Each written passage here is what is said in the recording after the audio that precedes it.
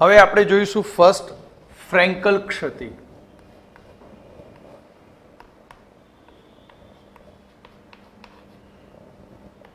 બોર્ડની એક્ઝામને અનુલક્ષીને આ બે ક્ષતિ મોસ્ટ આઈએમપી ફ્રેન્કલ અને શોટકી ક્ષતિ. ફ્રેન્કલ ક્ષતિ ક્યારે ઉદ્ભવે કે આ ઋણાયન છે મોટા કદનો,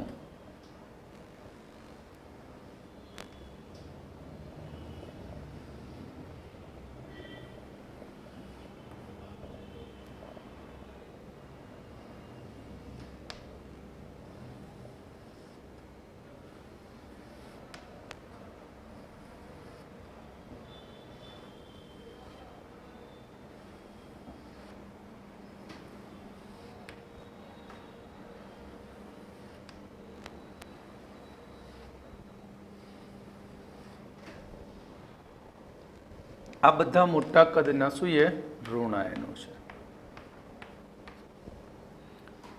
હવે તેની વચ્ચે આ રીતે નાના કદનો ધન આયન હોય.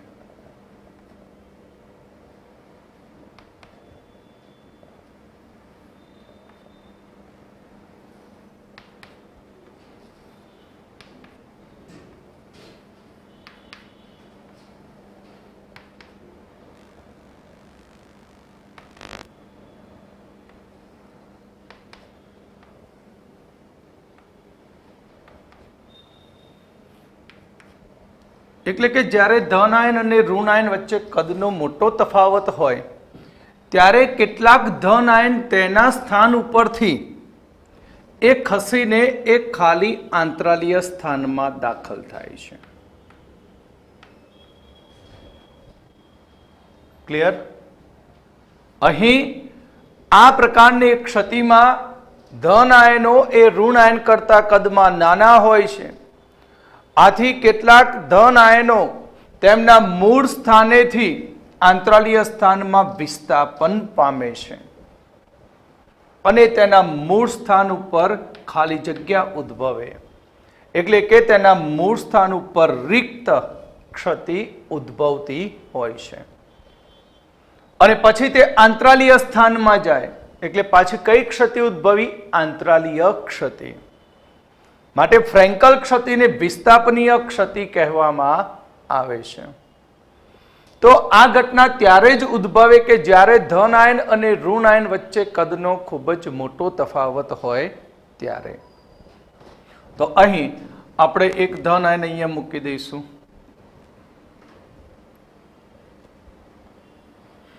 તો બીજું શું થશે કે ધન આયન એકબીજાની નજીક આવશે અને સમાન વીજભાર ધરાવતા આયનો એકબીજાની નજીક આવે તો તેના ડાઇલેક્ટ્રિક અચળાંકના મૂલ્યો વધી જાય છે. તો એમસીક્યુમાં પૂછી શકે કે કયા પ્રકારની ક્ષતિમાં ડાઇલેક્ટ્રિક અચળાંકનું મૂલ્ય વધે? તો ફ્રેન્કલ ક્ષતિમાં.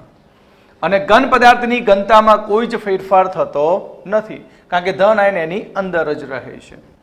તો અહીં આ પ્રકારની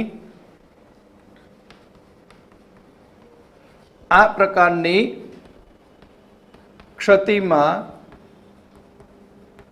ધન આયન એ ઋણ આયન કરતા કદમાં નાના હોવાથી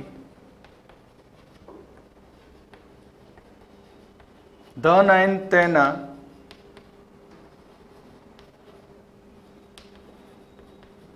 મૂળ સ્થાન પરથી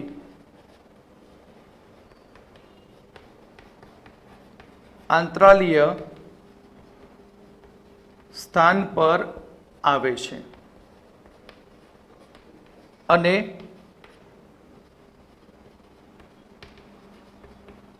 મૂળ સ્થાન પર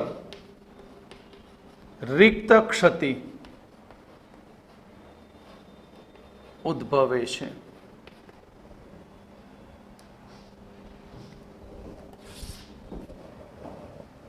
ફ્રેન્કલ ક્ષતિ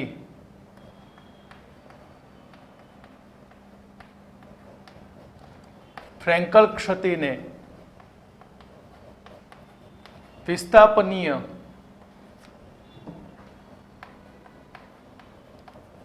ક્ષતિ પણ કહેવાય છે.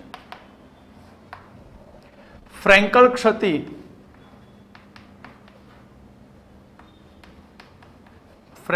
ક્ષતિ ધરાવતા ઘન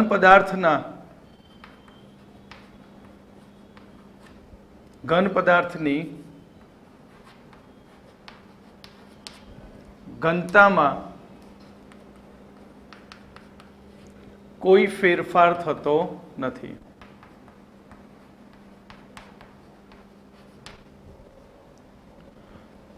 ફ્રેન્કલ ક્ષતિ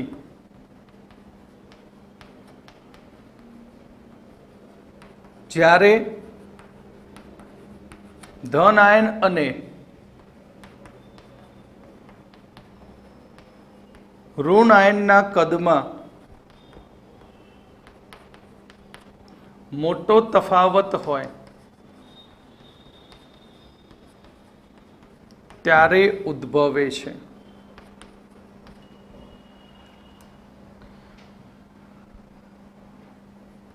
ઉદાહરણ તરીકે ZnS, AgI, AgCl, AgBr,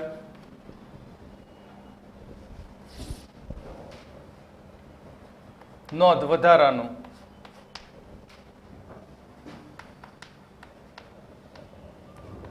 ફ્રેન્કલ ક્ષતિ ધરાવતા ઘન પદાર્થના ડાઇઇલેક્ટ્રિક અચળાંકના મૂલ્યો ઊંચા હોય છે. અને ફ્રેન્કલ ક્ષતિ ધરાવતા સંયોજનના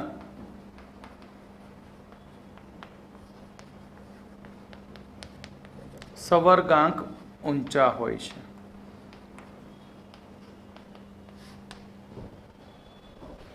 સવર્ગાંક નીચા, સોરી.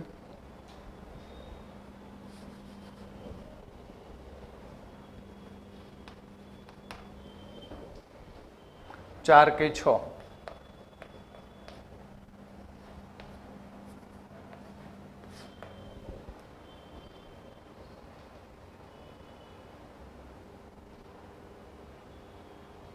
તો આપણે હવે અહીંયા જોઈશું નંબર 2 શોધકી ક્ષતિ. તો શોધકી ક્ષતિ એ આયનીય ઘનની અંદર શોધકી ક્ષતિ મૂળ તો તે રિક્ત ક્ષતિ છે.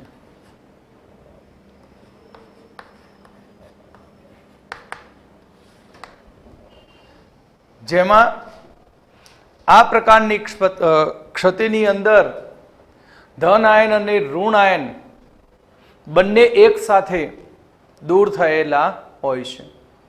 કારણ કે આયનીય સંયોજન તેની વિદ્યુત તટસ્થતા જાળવવાનો પ્રયત્ન કરે છે. એટલે કે આ પ્રકારની ક્ષતિમાં ધન આયન અને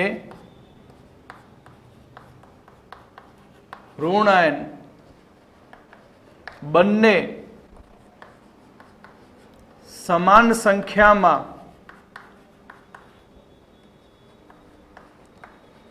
દૂર થયેલા હોય છે. આથી આ પ્રકારની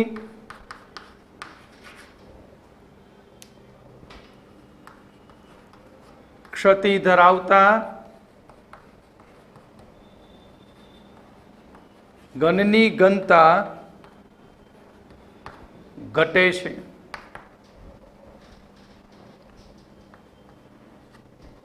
એક્ઝામ્પલ તરીકે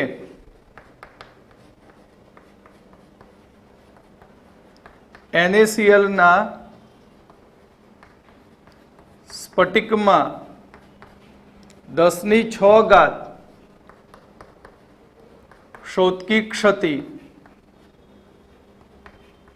પ્રતિ સેન્ટીમીટર ક્યુબ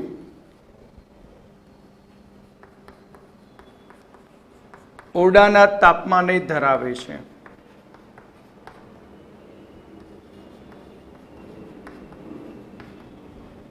અહીં 1 સેન્ટીમીટર ક્યુબ ઘનની અંદર 1022 આયનો હોય છે.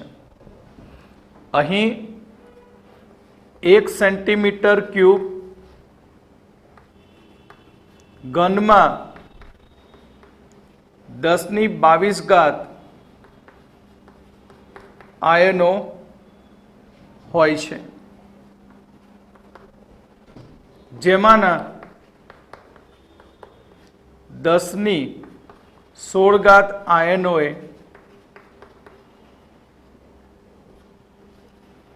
એક ક્ષોતકી ક્ષતિ ઉદ્ભવે છે. એટલે NaCl ના સ્ફટિકની અંદર 10⁶ આયનો એ દૂર થયેલા હોય છે અને 1 ઘન સેન્ટીમીટરમાં આયનોની સંખ્યા 10⁻22 માટે 10⁶ દૂર થયા તો રહ્યા કેટલા? 10⁻16. તો 10⁻16 આયનોએ આપણને એક ક્ષોતકી ક્ષતિ જોવા મળે છે. ક્ષોતકી ક્ષતિ ક્યારે ઉદ્ભવે? કે જ્યારે ધન આયન અને ઋણ આયનના કદ લગભગ સમાન હોય ત્યારે ક્ષોતકી ક્ષતિ ઉદ્ભવે છે. એક્ઝામ્પલ તરીકે NaCl, KCl, સિજિયમ ક્લોરાઇડ અને એક આઇટમ AgBr. AgBr માં ફ્રેન્કલ અને ક્ષોતકી બંને ક્ષતિ જોવા મળે છે. એટલે કે આ ક્ષતિ ઊંચા સવર્ગાંક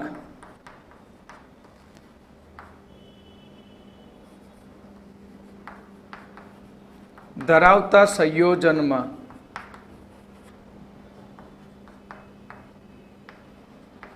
જોવા મળે છે. કેવા? ઊંચા સવર્ગાંક ધરાવતા. એટલે કે આ પ્રકારની ક્ષતિમાં ઋણ આયન ઋણ આયન ઋણ આયન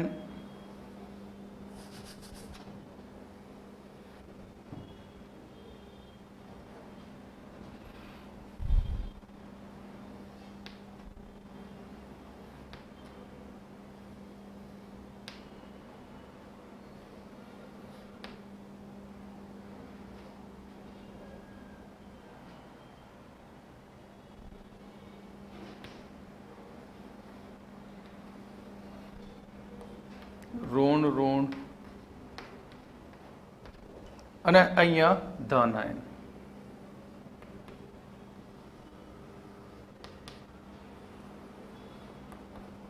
પણ કદ બંનેના લગભગ કેવા હોવા જોઈએ? સમાન.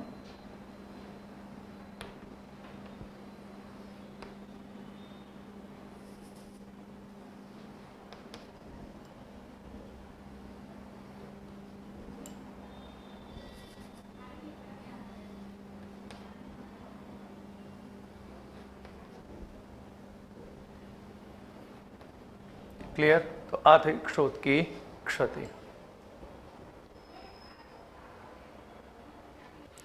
હવે આપણે ક્ષતિનો બીજો પ્રકાર જોઈશું.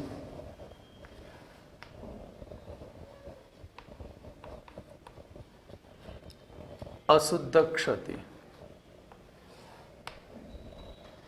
અશુદ્ધ ક્ષતિ કોને કહેવાય? તો સૌથી પહેલા આપણે અહીં NaCl નો સ્ફટિક બનાવીએ.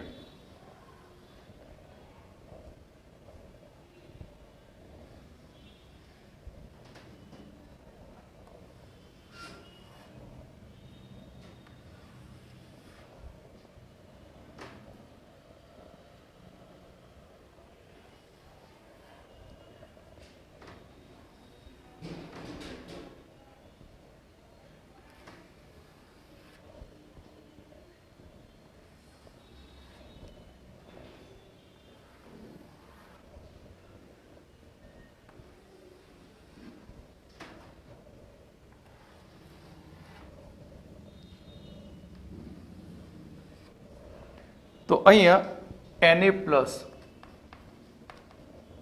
Cl minus Na plus Cl minus Cl minus Na plus Cl minus Na plus Na plus Cl minus Na plus Cl minus.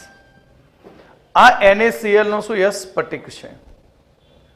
હવે આ પીગલિત NaCl કરીએ, NaCl ને શું કરીએ પીગલિત કરીએ અને પીગલિત NaCl માં સ્ટ્રોન્શિયમ ક્લોરાઇડ ઉમેરીએ અને પછી તેનું સ્ફટિકીકરણ કરવામાં આવે તો અહીં Sr+2 એ કેટલાક Na+ ના સ્થાને ગોઠવાય છે.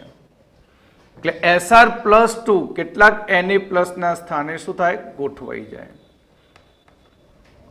તો Sr+2 દરેક Sr+2 બે Na+ ના સ્થાનની ફેરબદલી કરે છે. દરેક Sr+2 બે Na+ ના સ્થાનની શું કરે ફેરબદલી કરે છે. એટલે Sr+2 એક Na+ ના સ્થાનમાં દાખલ થાય તો એક Na+ ધન આયન જે છે એ ધન આયનનું સ્થાન ખાલી રહેતું હોય છે. એટલે સ્ફટિકીકરણ દરમિયાન Sr+2 જેટલા સ્થાનમાં ગોઠવાય છે તેટલી જ સંખ્યામાં તેમાં ધન આયનના સ્થાન ખાલી પડતા હોય છે. કારણ કે Sr+2 છે અને Na+1 છે. એટલે સંયોજકતા બેલેન્સ માટે શું થાય Sr એક દાખલ થાય તો બે Na દૂર થાય અને બે Na દૂર થાય તો તેમાંથી એક સ્થાન ઉપર Sr ગોઠવાય અને બીજો Na નું સ્થાન ખાલી રહે. તો આને કહેવાય અશુદ્ધ ક્ષતિ. તો પીગલિત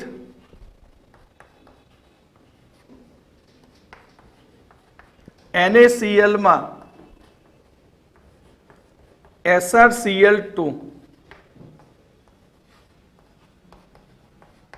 ઉમેરીને સ્ફટિકીકરણ કરવામાં આવે તો દરેક Sr2+ એ બે Na+ આયનનું સ્થાન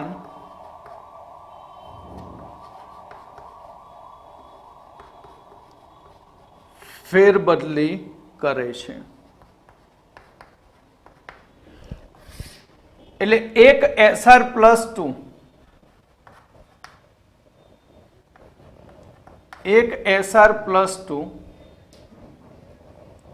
જે એક Na+ ના સ્થાન પર દાખલ થાય છે ત્યારે એક Na+ નું સ્થાન ખાલી રહે છે.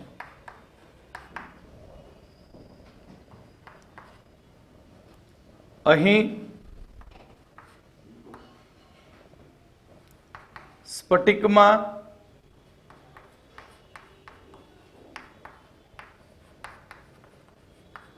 જેટલા Sr+2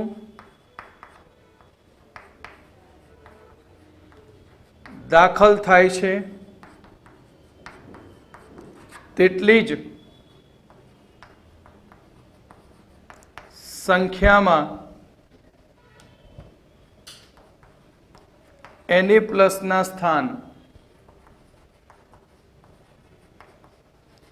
ખાલી રહે છે. આ જ પ્રમાણે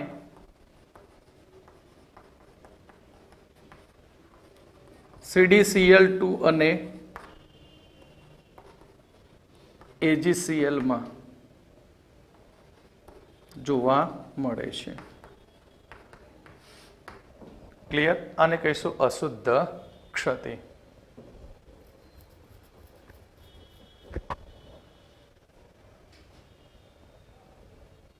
તો આપણે અશુદ્ધ ક્ષતિ લાસ્ટ લેક્ચરમાં ભણ્યા હતા, એ અશુદ્ધ ક્ષતિ આધારિત આપણે એક એક્ઝામ્પલ જોઈએ કે NaClના સ્ફટિકમાં 10⁻⁴ મોલ % SrCl2 ઉમેરવામાં આવે તો સ્ફટિકમાં ઉદ્ભવતા ધન આયનની સંખ્યા શોધો.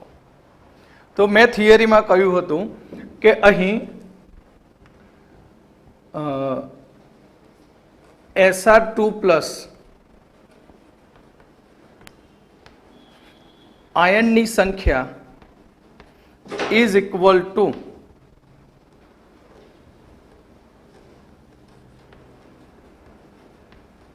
ધન આયનીય અવકાશની સંખ્યા. જેટલા Sr+2 આયનો આવેલા હોય તેટલી જ સંખ્યામાં Na+ ધન આયન ગેરહાજર હોય છે, એટલે એને કહેવાય ધન આયનીય અવકાશ. અહીંયા આપણને SrCl2ના મોલ % આપ્યા છે. તો SrCl2ના મોલ કેટલા? તો SrCl2ના મોલ 10⁻⁴ મોલ % દૂર કરવા માટે 100 વડે ભાગી દઈએ તો 10⁻⁶ મોલ 10⁻⁶ મોલ થશે. તો SrCl2માં Sr+2ના મોલ કેટલા? તો SrCl2 gives Sr2 + 2Cl-. જો 10⁻⁶ મોલ SrCl2 હોય તો Sr+2 પણ કેટલો થશે? 10⁻⁶ મોલ થશે. ક્લિયર? તો અહીં Sr2+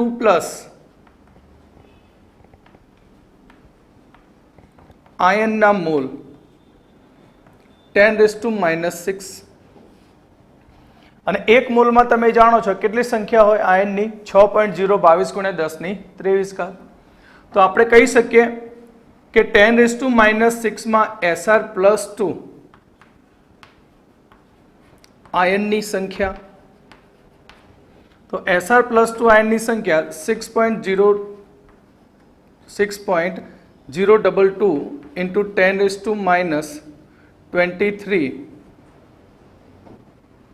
10⁻23 into 6.022 × 10⁻23 માટે Sr+2 આયનની સંખ્યા 6.022 × 10⁻17 થશે. તો જેટલા Sr+2 આયનની સંખ્યા હોય તેટલા ધન આયનીય અવકાશની સંખ્યા હોય. તો આન્સર મળી ગયો આપણને. Sr+2ની સંખ્યા તે જ સંખ્યાને કહેવાય ધન આયનીય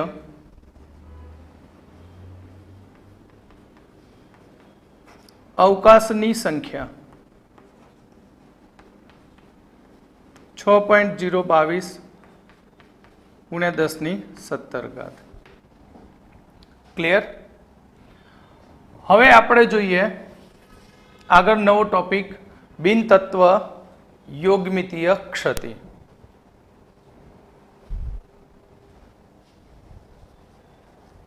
હવે આપણે જોઈશું બિનતત્વ યોગમિતીય ક્ષતિ. નવો ટોપિક છે બિનતત્વ યોગમિતીય ક્ષતિ.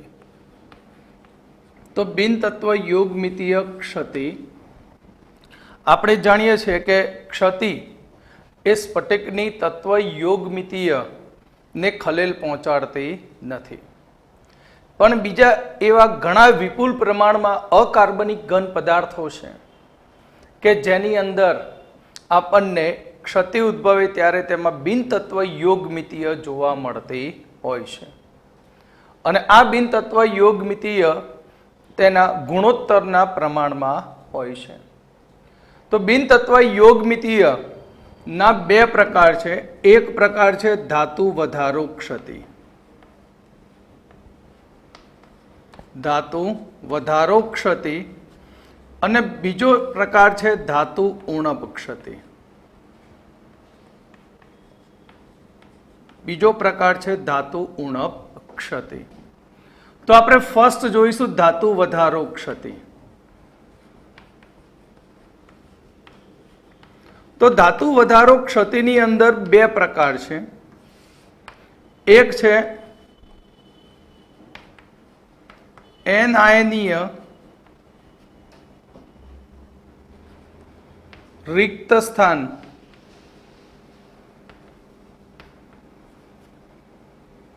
एनायनीय रिक्त स्थानना लीधे धातु वधारो क्षति.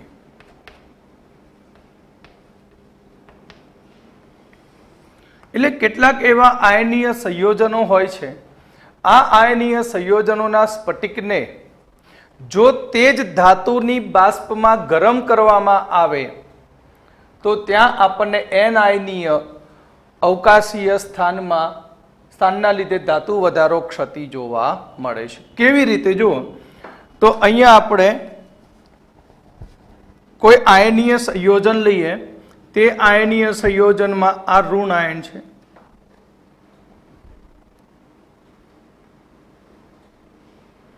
ધન આયન, ઋણ આયન, ધન આયન,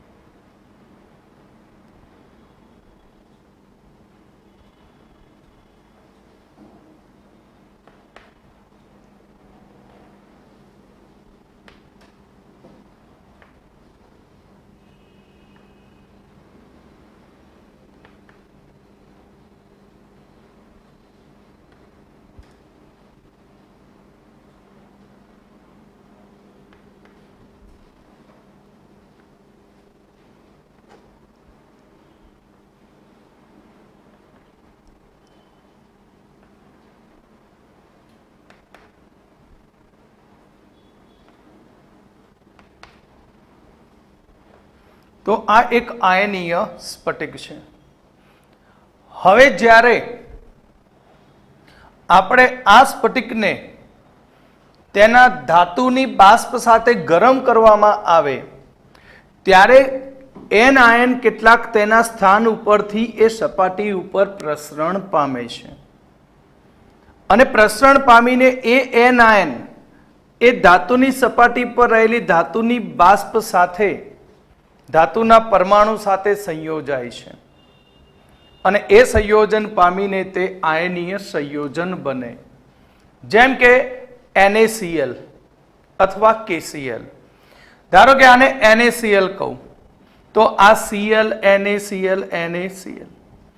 NaCl ના આ સ્ફટિકને ધારો કે હું સોડિયમ ધાતુની બાષ્પમાં ગરમ કરું. કોની બાષ્પમાં? સોડિયમ ધાતુની બાષ્પમાં. એની ગેસ. તો સોડિયમ ધાતુની બાષ્પમાં ગરમ કરું ત્યારે અહીંયાથી એક ઋણ આયન Cl- જે છે એ Cl- અહીંયાથી કોઈ પણ Cl- સ્ફટિકમાંથી પ્રસરણ પામીને તે સપાટી ઉપર આવે છે. Cl- પ્રસરણ પામીને તે ક્યાં આવશે? સપાટી પર આવે છે. ધારો કે અહીંયાથી Cl- નીકળી ગયો. Cl- નું અહીંયાથી શું થયું? પ્રસરણ થયું. એટલે Cl- અહીંયાથી ક્યાં આવી ગયો? સપાટી ઉપર. અને સપાટી પર આવીને તે Na સાથે સંયોજાઈને NaCl બનાવે છે. શું બનાવી દેશે? NaCl. હવે NaCl બન્યું તો Na+ જોઈએ તો સોડિયમ વેપર અવસ્થામાં માટે સોડિયમ તે ઇલેક્ટ્રોન ગુમાવી દે છે. સોડિયમ શું કરશે? ઇલેક્ટ્રોન ગુમાવી દે અને એ મુક્ત થયેલો ઇલેક્ટ્રોન જ્યાંથી ઋણ આયન દૂર થયો હતો તે સ્થાન ઉપર ઇલેક્ટ્રોન દાખલ થઈ જાય. તે સ્થાન ઉપર શું આવી જાય? ઇલેક્ટ્રોન આવી જાય. તો આ સ્થાનને કહેવામાં આવે છે એફ કેન્દ્ર કહેવાય, અથવા તેને રંગ પરિવર્તન કેન્દ્ર પણ કહે છે, અથવા એને ફાર બેન્ઝેટર, જર્મન ભાષામાં ફાર બેન્ઝેટર કહેવામાં આવે છે. પરિણામે એનાયન સ્થાન ખાલી પડવાને લીધે એ એનાયન બન્યો હતો એ એનાયન વધારાના એને સાથે જોડાય છે, અને વધારાના એને સાથે જોડાવાને લીધે અહીંયા આપણને ધાતુ વધારો ક્ષતિ જોવા મળે છે. તો અહીં એફ કેન્દ્રને કારણે હવે સોડિયમ ક્લોરાઇડ આપણને સ્ફટિક સ્વરૂપે હોય ત્યારે તે પીળા રંગનો દેખાતો હોય છે. કેવા રંગનો દેખાશે? પીળા રંગનો. તો આના વિશે થોડુંક લખી દઈએ આપણે કે અહીં NaCl ના સ્ફટિકને સોડિયમ ધાતુની બાષ્પ સાથે ગરમ કરવામાં આવે ત્યારે સ્ફટિકમાંથી કેટલાક Cl- આયન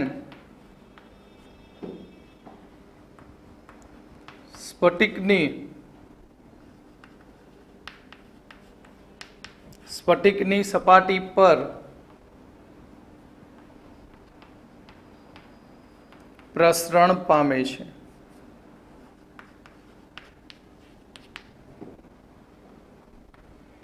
જે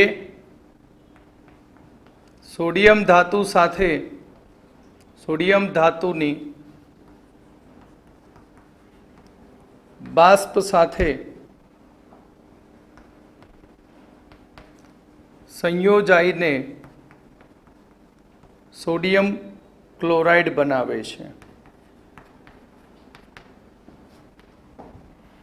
તો અહીં વાયુ અવસ્થામાં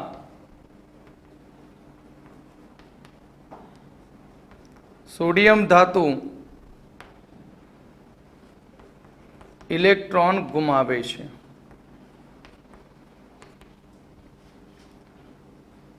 આ ઇલેક્ટ્રોન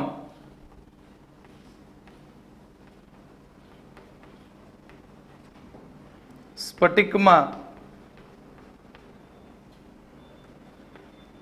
રિક્ત થયેલા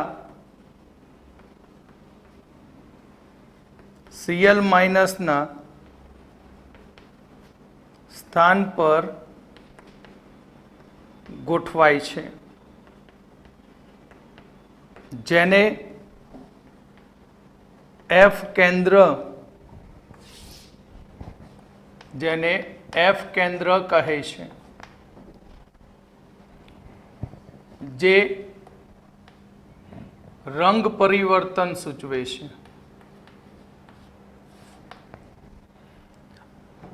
એફ કેન્દ્રને લીધે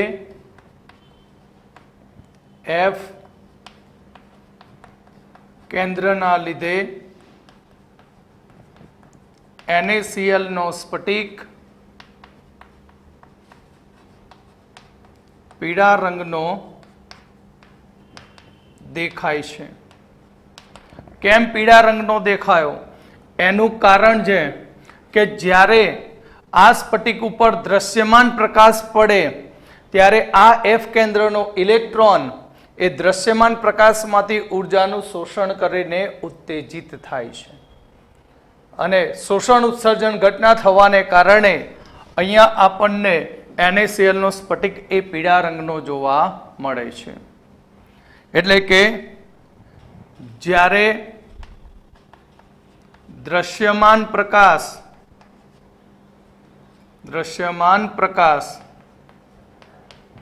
એફ કેન્દ્ર પર પડે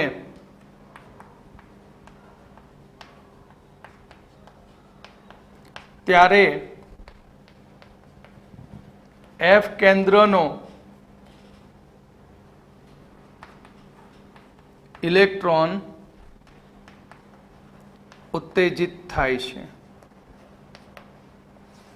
જેના લીધે આપણને પીળો રંગ જોવા મળે છે. આ જ પ્રમાણે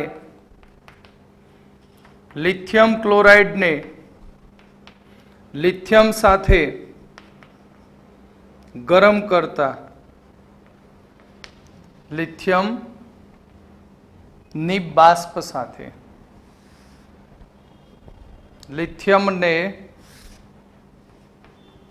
લિથિયમની બાષ્પ સાથે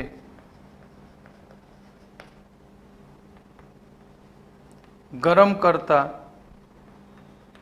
આપણને ગુલાબી રંગનો, આછા ગુલાબી રંગનો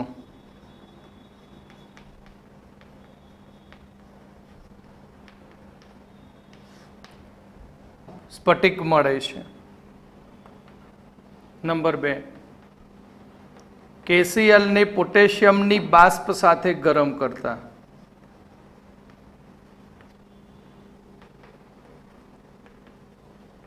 આપણને જાંબલી રંગનો સ્ફટિક મળે, અથવા તો એને કહેવાય નીલવર્ણી રંગનો KCl નો સ્ફટિક જોવા મળે છે. તો આ થઈ આપણે એનાયનીય રિક્ત સ્થાનના લીધે ધાતુ વધારો ક્ષતિ. હવે આપણે જોઈશું ધાતુ વધારો ક્ષતિની અંદર બીજો પ્રકાર, આંતરાલીય સ્થાનમાં ધન આયનની હાજરીને કારણે ધાતુ વધારો ક્ષતિ.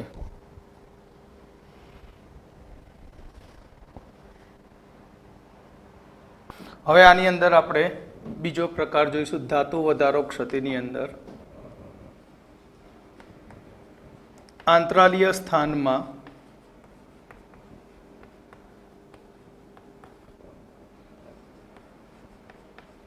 વધારાના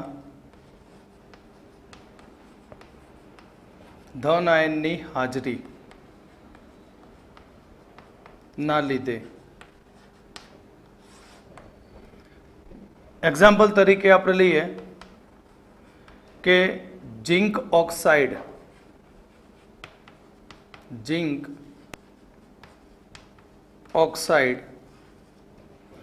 ઓરડાના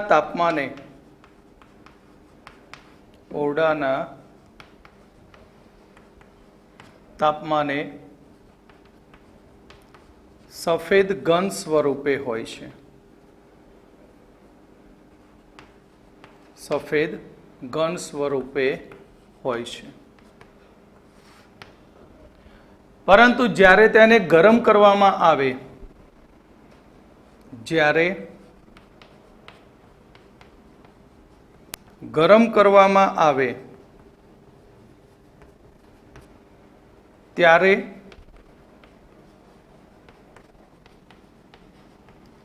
ઓક્સિજન છૂટો પડે છે. અને ઝિંક ઓક્સાઇડ પીળા રંગનો બને છે અથવા પીળા રંગનો દેખાય છે. તો અહીંયા કઈ ઘટના થશે કે ઝિંક ઓક્સાઇડ જે એને ગરમ કરવામાં આવે તો તેમાંથી Zn2+ આયન છૂટો પડે, plus 1/2 O2 gas plus 2 electron minus. એટલે જ્યારે ઝિંક ઓક્સાઇડને આપણે ગરમ કરવામાં આવે ત્યારે કેટલાક Zn+2 આયનો એ આંતરાલીય સ્થાનમાં દાખલ થાય છે. Zn+2 આયનો કયા સ્થાનમાં દાખલ થાય? આંતરાલીય સ્થાનમાં દાખલ થતા હોય છે. એટલે અહીં ગરમ કરવામાં આવે ત્યારે Zn+2 આયન એ આંતરાલીય સ્થાનમાં દાખલ થાય છે. આથી સ્ફટિકમાં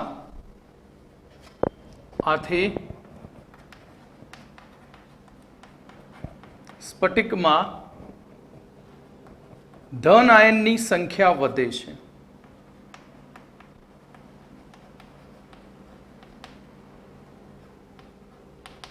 ધન આયનની સંખ્યા શું થાય? વધે છે અને આ ધન આયનની સંખ્યા વધે છે. આથી સ્ફટિકનું સામાન્ય સૂત્ર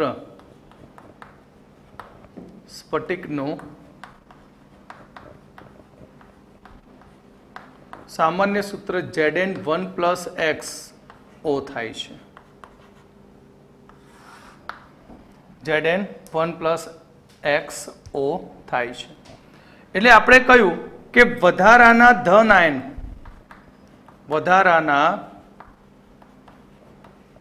આયન આંતરાલીય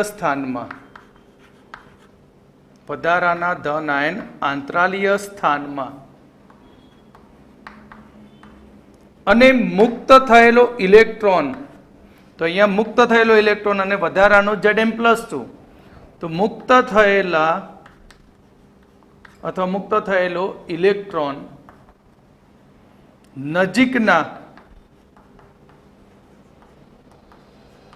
આંતરાલીય સ્થાનમાં ગોઠવાય છે.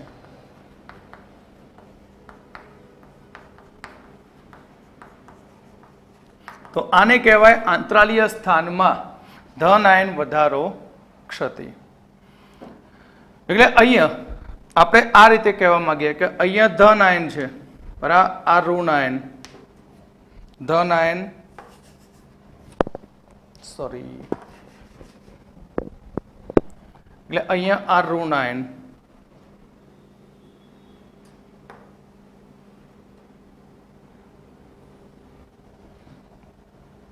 તેમની વચ્ચે ધન આયન.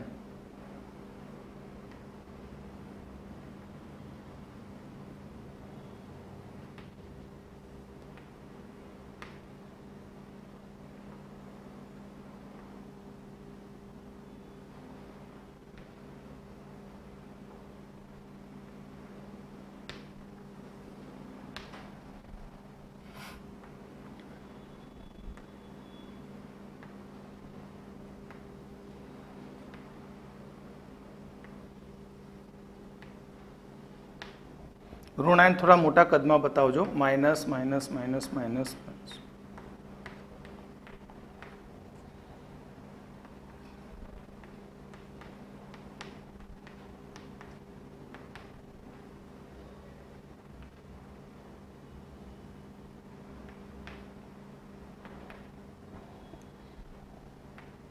હવે આને ગરમ કરીએ. આને શું કરીશું આપણે? ગરમ. તો ગરમ કરવામાં આવે આ પ્રકારના સ્ફટિક, ત્યારે કેટલાક ધન આયન આપણને આ રીતે આંતરાલીય સ્થાનમાં જોવા મળે. ધન આયન કયા સ્થાનમાં જોવા મળે? આંતરાલીય સ્થાનમાં. અને એની સાથે મુક્ત થયેલો ઇલેક્ટ્રોન એ નજીકના, આ ઇલેક્ટ્રોન જે નજીકના આંતરાલીય સ્થાનમાં જોવા મળે છે. તો આને કહીશું આંતરાલીય સ્થાનમાં વધારાના ધન આયનની હાજરીને લીધે ધાતુ વધારો ક્ષતિ. ત્યાર પછી આવશે નંબર 3. હવે બીજો તત્વયોગમિતિનો બીજો પ્રકાર,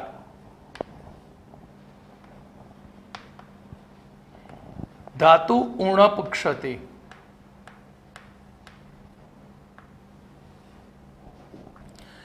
કેટલાક સંયોજનોના સંગઠન તત્વ યોગમિતિ પ્રમાણે બનવા ખૂબ જ મુશ્કેલ હોય છે.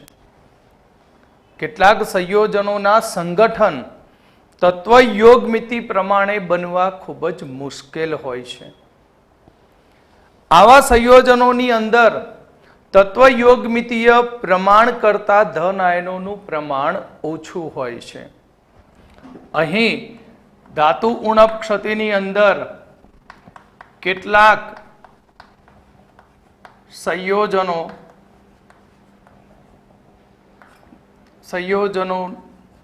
સંઘટક તત્વ યોગમિતીય પ્રમાણે બનવું મુશ્કેલ હોય છે. તત્વ યોગમિતિ પ્રમાણે તે બનતા નથી. આવા સંયોજનમાં તત્વ યોગમિતીય પ્રમાણ કરતા ધન આયન ઓછા હોય છે. તો આ પ્રકારની ધાતુ ઉણપ ક્ષતિ ધરાવતા સંયોજનોનું બેસ્ટ ઉદાહરણ છે આયન ઓક્સાઇડ. ધાતુ ઉણપ ક્ષતિ ધરાવતું ઉદાહરણ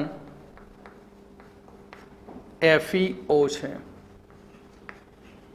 એટલે FeO Fe+2 ઓક્સિજન -2 થાય. એટલે બંનેનું ટકાવાર પ્રમાણ ગણીએ તો આ 1:1 એટલે આ 100%, આ પણ 100%. પણ એવું સાબિત થયું કે FeO નું અહીં ધાતુ ઉણપની અંદર FeO નું બંધારણ Fe 0.95O છે. Fe 0.95O ધરાવે છે. એટલે કે અહીંયા જુઓ કે આ 1 છે તો આ 0.95 એટલે 0.05 ઓછો છે. એટલે જેટલા Fe+2 હોવા જોઈએ તેના કરતાં Fe+2 ની સંખ્યા ઓછી હોય છે. ક્લિયર? તો એ Fe+2 ની સંખ્યા પૂરી કરવા માટે તેમાં Fe+3 આયન ઉમેરવામાં આવે છે. માટે કેટલીક વખતે આનું સૂત્ર FeO Fe2O3 પણ દર્શાવવામાં આવે છે. ક્લિયર? તો આગળ આના વિશે થોડું લખીએ.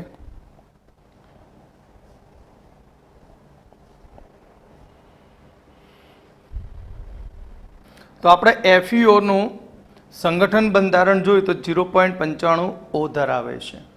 એટલે મેં કહ્યું કે આની અંદર Fe+2 આયન કેટલાક શું હોય? ગેરહાજર.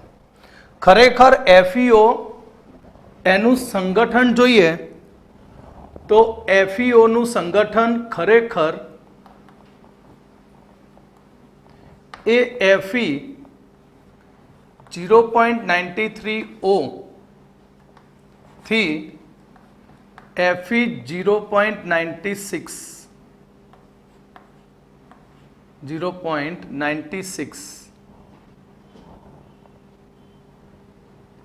નું વચગાળાનું સંગઠન દર્શાવે છે.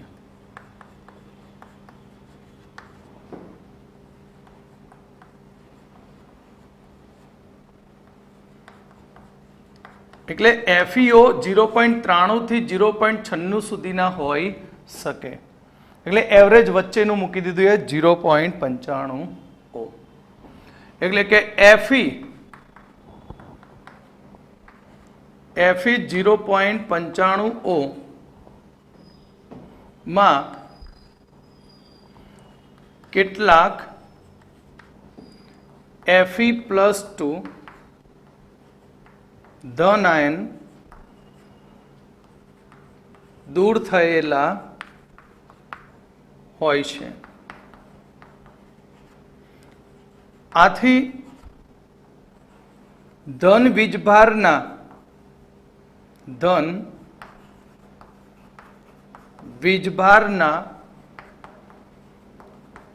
ઘટાડાને સરભર કરવા Fe+3 ઉમેરવામાં આવે છે. શું ઉમેરવામાં આવશે? Fe+3. તો હવે આના આધારિત આપણે એક એક્ઝામ્પલ જોઈ લઈએ. બરાબર? એક્ઝામ્પલ આ રીતે છે કે FeO 0.93 Fe 0.93O માં Fe+3 નું ટકાવાર પ્રમાણ જણાવો.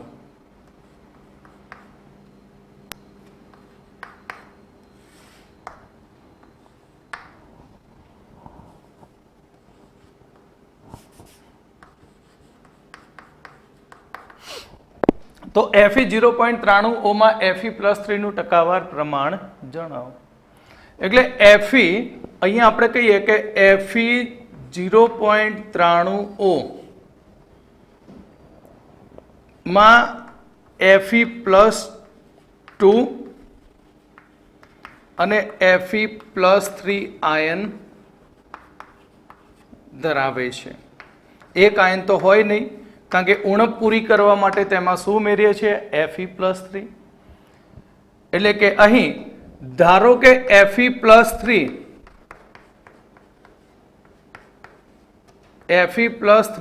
x છે, તો Fe+2 કેટલો થાય? મળી જાય. બંને માટે કેટલું પ્રમાણ કીધું? એ 0.93. બંનેનું પ્રમાણ છે, Fe+2 અને Fe+3 નું. તો એમાં x Fe+3 છે, તો 0.93 માઇનસ x થઈ જાય. હવે આપણે રેડોક્સનો ઉપયોગ કરી નાખીએ.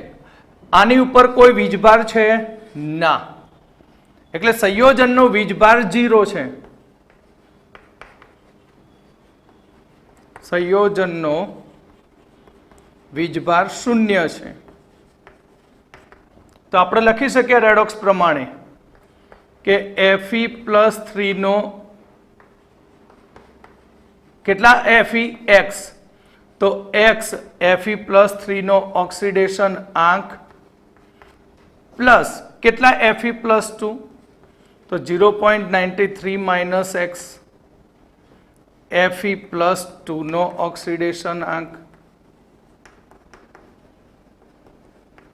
પ્લસ કોણ છે? ઓક્સિજન. તો ઓક્સિજનનો ઓક્સિડેશન આંક ઇઝ ઇક્વલ ટુ 0. Fe નો ઓક્સિડેશન આંક કેટલો? 3. તો 3x થઈ જાય. Fe+2 નો ઓક્સિડેશન આંક કેટલો? +2.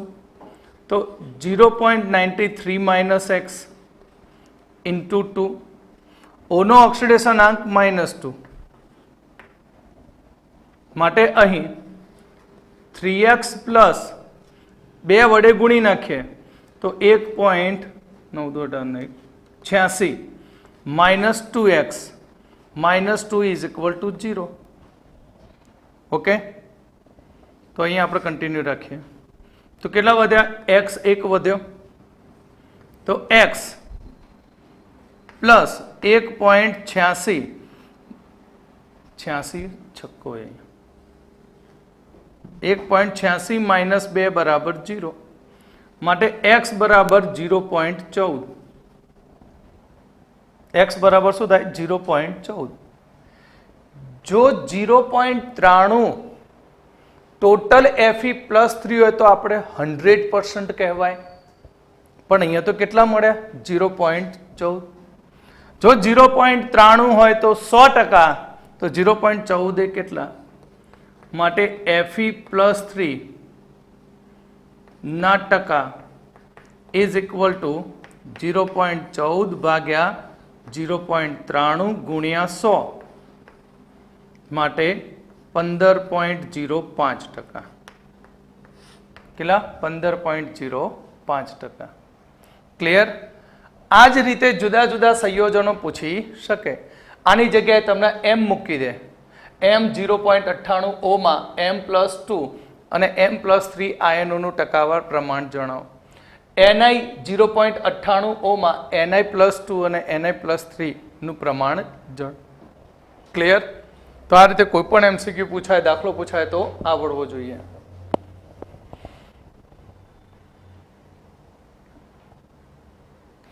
તો હવે આના આધારિત આપણે એક બીજો એક્ઝામ્પલ જોઈએ.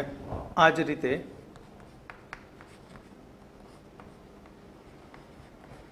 Fex ઓમાં 3 ભાગ Fe+2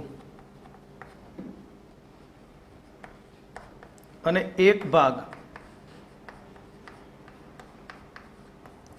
Fe+3 આયન હોય તો x નું મૂલ્ય શોધો. શોધી શકાય? તો આપણે કહી દઈએ કે ધારો કે Fe પ્લસ 3 કેટલો છે y, એક ભાગ કયો Fe પ્લસ 2 કેટલો 3y, Fe પ્લસ 3 કેટલો થયો 3y. તો અહીં x કેટલો, તો Fe આ બંનેનો શું છે સરવાળો છે, એટલે y પ્લસ 3y બરાબર શું લખાય x, સમીકરણ 1. ક્લિયર? હવે Fe પ્લસ 3 Fe પ્લસ 2 ની સંખ્યા મળી ગઈ તો y શોધી શકાય કોની રીતે, રેડોક્સની મદદથી. તો રેડોક્સની મદદથી સંયોજનનો વીજભાર, સંયોજનનો કુલ વીજભાર 0 છે. તો સંયોજનનો કુલ વીજભાર 0 હોય તો y Fe3 પ્લસ નો ઓક્સિડેશનાંક પ્લસ 3y Fe2 પ્લસ નો ઓક્સિડેશનાંક પ્લસ O નો ઓક્સિડેશન આંક ઇઝ ઇક્વલ ટુ 0. તો Fe નો 3 એટલે 3y, Fe પ્લસ 2 નો 2 into 3y 6y minus 2 is equal to 0. માટે 9y માઇનસ 2 એટલે y બરાબર 2/9. y મળી ગયો. y ને સમીકરણ 1 માં મૂકી દઈએ તો આ કેટલા y થાય ટોટલ 4y.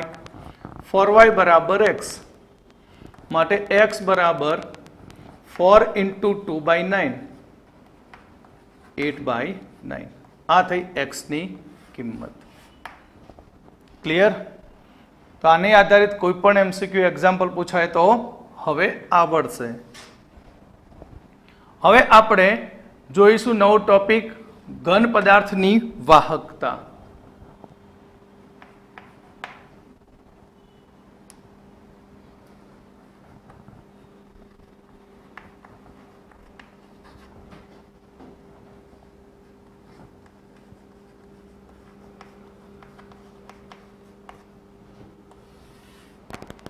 તો દરેક ઘન પદાર્થની વિદ્યુતીય વાહકતાનું મૂલ્ય જુદું જુદું હોય છે.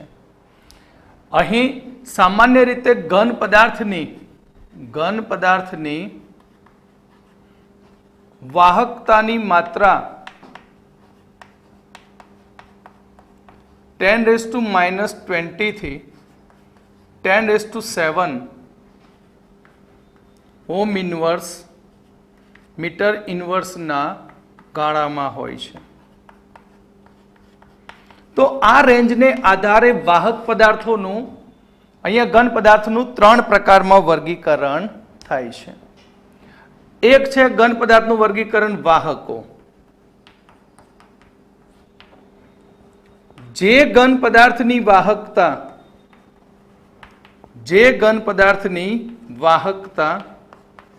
10⁻⁴ થી 10⁻⁷ ઓમ ઇન્વર્સ મીટર ઇન્વર્સ હોય તો તેને વાહક કહે છે. ધાતુની વાત કરીએ તો ધાતુની વાહકતા 10⁻⁷ ઓમ ઇન્વર્સ મીટર ઇન્વર્સ છે. માટે ધાતુ સુવાહક છે. એટલે વાહકતાને આધારે ઘન પદાર્થનું 3 પ્રકારમાં વર્ગીકરણ, જેમાં ફર્સ્ટ વાહકો, જે ઘન પદાર્થની વાહકતા 10⁻⁴ થી 10⁻⁷ ઓમ ઇન્વર્સ મીટર ઇન્વર્સ હોય તો તેને વાહકો કહે છે. નંબર 2 અવાહકો. તો જે ઘન પદાર્થની વાહકતા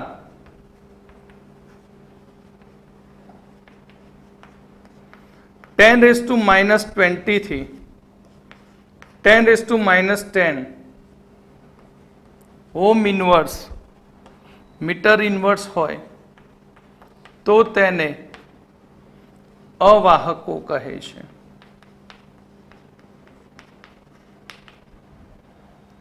વાહકો અને અવાહકોની વચ્ચે આવશે ત્રીજું અર્ધવાહકો.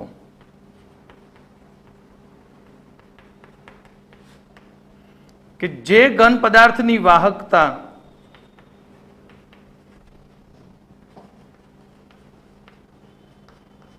10⁻⁻6 થી 10⁴ ઓમ ઇનવર્સ મીટર ઇનવર્સ હોય તો તેને અર્ધવાહકો કહે છે.